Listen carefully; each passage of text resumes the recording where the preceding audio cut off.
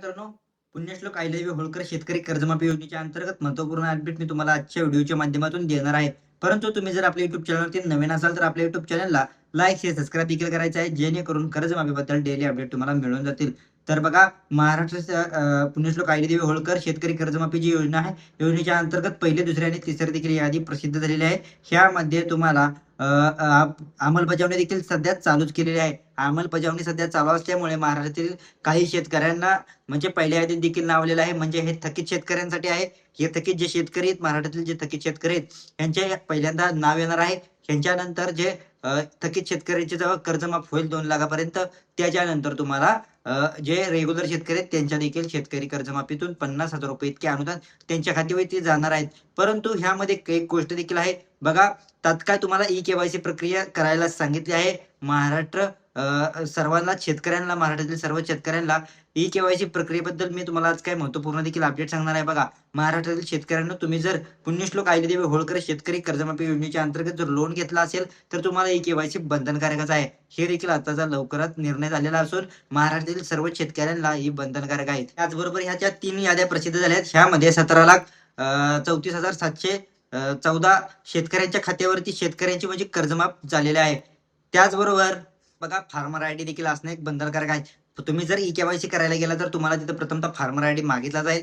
Farmer ID दिल्याच्या नंतर तुमचा आधारशी मोबाईल नंबर जो लिंक आहे, अथवा ज्या बँकेत किंवा ज्या पतसंस्थेत तुम्ही प्रायव्हेट सेक्टरमध्ये पुण्यश्लोक अहिल्यादेवी होळकर शेतकरी कर्जमाफी या योजनेच्या अंतर्गत जर तुम्ही लोन घेतलेला असेल, त्या बँकेत, त्या पतसंस्थेत तुम्हाला फार्मर आयडीसह तुमच्या आधारशी लिंक असलेला मोबाईल नंबर, हे देखील सर्व डॉक्युमेंट जमा करणं बंधनकारक आहे. आणि त्याच्यानंतर तुम्हाला ई-के-वाय-सी केल्याच्या नंतर तुमची ई-के-वाय-सी तात्काळ अपडेट होणार आहे आणि नंतरच तुम्हाला ही शेतकरी कर्जमाफी योजनेच्या अंतर्गत थकीत जे महाराष्ट्रातील शेतकरी आहेत, ह्यांना देखील लाभ भेटणार आहे. तर बघा, आतापर्यंत 17 लाखाच्या पेक्षा जास्त शेतकऱ्यांना या कर्जमाफी थकीत शेतकऱ्यांना जर आलेलंच आहे. म्हणजे महाराष्ट्रातील जे शेतकरी जे थकीत आहेत, ज्यांना 2 लाखापर्यंत सरसकट कर्जमाफ होणार आहे, अशा देखील शेतकऱ्यांना, सर्वच शेतकऱ्यांना ई-के-वाय-सी बंधनकारकच आहेत. ई-के-वाय-सी केल्याच्या नंतरच तुमचा 7/12 कोरा केला जाईल आणि ही ई-के-वाय-सी तात्काळ करून तुम्हाला लवकरच अपडेट करायची आहे. त्यानंतरच तुम्हाला ह्या शेतकरी पुण्यश्लोक अहिल्यादेवी होळकर शेतकरी कर्जमाफी योजनेच्या अंतर्गत तुमचं नाव वगळण्यात येणार आहे, अथवा तुमची शेतकरी कर्ज पीक माफ होणार आहे. तुम्ही जर पुण्यश्लोक अहिल्यादेवी होळकर शेतकरी कर्जमाफीच्या योजनेच्या अंतर्गत जर तुम्ही हे शेतकरी पिकासाठी जे कर्ज घेतलं असेल, साधारणतः बघा, काही शेतकऱ्यांनी 95,000 घेतला असेल, 97, काही शेतकऱ्यांचा जर बॅलन्स असा दाखवत असेल 1 लाखापेक्षा जर कमी दाखवत असेल, थकीत असो अथवा रेग्युलर शेतकऱ्यांनो, काय करायचं आहे, प्रथमतः तुम्ही ज्या बँके थ्रू किंवा ज्या पतसंस्थे थ्रू या योजनेच्या अंतर्गत लोन घेतलं होतं, तिथे जाऊन तुमचा पहिला बॅलन्स चेक करणं गरजेचं आहे. म्हणजे बघा, जर तुमचा बॅलन्स तुम्हाला जर कर्जमाफ होत आहे 1 लाख किंवा सरसरीत जे शेतकरी आहेत त्यांना 2 लाख होत आहेत, म्हणजे जे थकीत शेतकरी आहेत.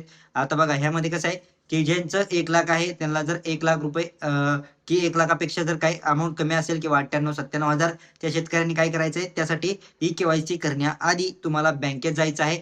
ई-के-वाय-सी करण्याआधी जर तुम्ही बँकेत गेला आणि तुमची जी कर्जाची रक्कम आहे, ती तुम्हाला कन्फर्म करणं बंधनकारक आहे. आणि त्यामध्ये ई-के-वाय-सी प्रक्रियेबद्दल जर तिथं ऑप्शन असेल, त्याच्यात देखील टाकलं तरी काही प्रॉब्लेम नाहीये. त्यानंतरच तुम्हाला ई-के-वाय-सी करावी लागणार आहे.